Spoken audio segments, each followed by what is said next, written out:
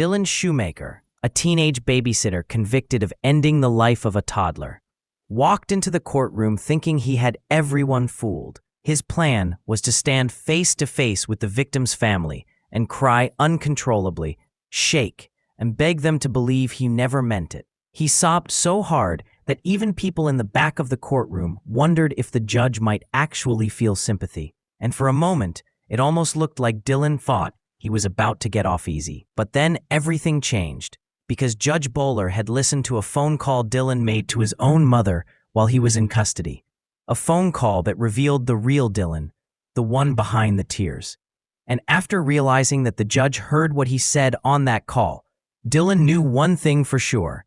He wasn't going home. Not now, not anytime soon. The story begins in Western New York in 2013, at just 16 years old. Dylan Schumaker was trusted to watch his girlfriend's 23-month-old son while she was at work. Schumaker had been babysitting his girlfriend's 2 young children, while Ashley Smith had gone to work at a Springville restaurant for the evening. Schumaker admitted in statements to authorities and to the jury that when Austin had acted up, he had struck the child, later putting a pillow over the boy's head while striking him again in the head. He claimed he never intended to seriously injure Austin. Throughout the night, Dylan became frustrated as the toddler wouldn't stop crying. According to investigators, Dylan reacted with anger and caused fatal injuries to the child. The child was crying, but in fact, there's no explanation for why anyone would strike a child like that. It can't be explained, it can't be mitigated. It can't suggest any reason that would justify it, but there was some indication that the child was crying. When emergency services arrived, Dylan claimed it was an accident, that the child had simply fallen. But doctors immediately knew the injuries didn't match his story. The police questioned him, and Dylan eventually admitted his actions. He was charged and arrested, then held while awaiting trial. During sentencing, the courtroom was packed. Family members, reporters, community members, all waiting to hear what the judge would decide. Dylan entered with red eyes, tears streaming as he turned toward the victim's family. He sobbed loudly, telling them he didn't mean to hurt him and how sorry he was. The crying became so intense that his attorney had to steady him. Some people wondered if this was genuine heartbreak, but Judge Bowler had already reviewed something that would change everything. I didn't mean to kill Austin. Ashley, I really didn't. I really think I did that. I didn't mean to hurt him. While Dylan had been crying in court, acting devastated, his own words from earlier told a different story. In a recorded phone call to his mother from jail, Dylan said, "I'm a 16-year-old blonde. Probably all I have to do is cry, and they're going to feel sorry for me."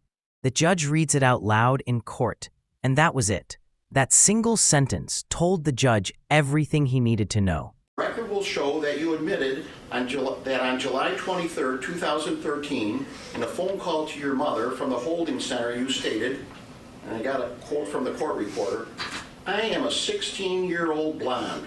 Probably all I have to do is cry in front of the jury, and they're going to feel sorry for me," end quote. His courtroom tears weren't remorse. They were a tactic, a performance, a last-minute attempt to avoid a harsh sentence. Judge Bowler immediately recognized it and looked at Dylan and said, "You are a manipulator and a deceiver." I can't take back what was done. I wish I could. I would give my life for Austin. I loved him a lot. Austin Smith was completely defenseless. That's a given. But there were other dynamics at work there, including my client's inability to either control his anger or frustration and his inexperience in babysitting. Based on his short life now, what is to say he won't do this again? Well, we don't know that. I think it's completely unlikely. Then he delivered the sentence, 25 years to life in prison. The courtroom was silent. Some nodded in approval, others stared in shock. But for most people there, justice felt served. I don't think he started that way when he initially hit him. I don't think it initially was intent. I think it became intent. At some point, I think he crossed over into intent.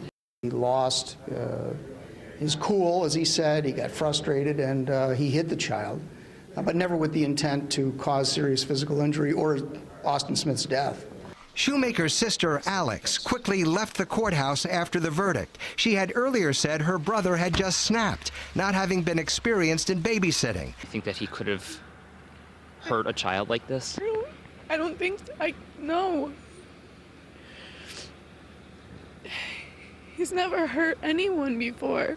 He's my baby brother. Like, he can't do this.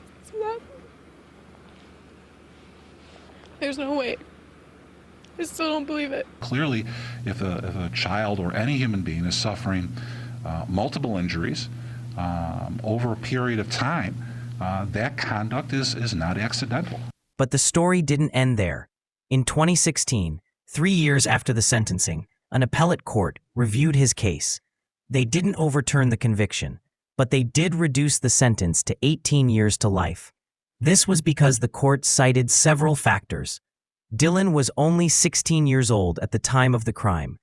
He had documented mental health concerns and had no prior criminal record. Some believed the reduction was fair, but many others felt outraged, arguing that the victim, a toddler, would never get a second chance, so why should Dylan?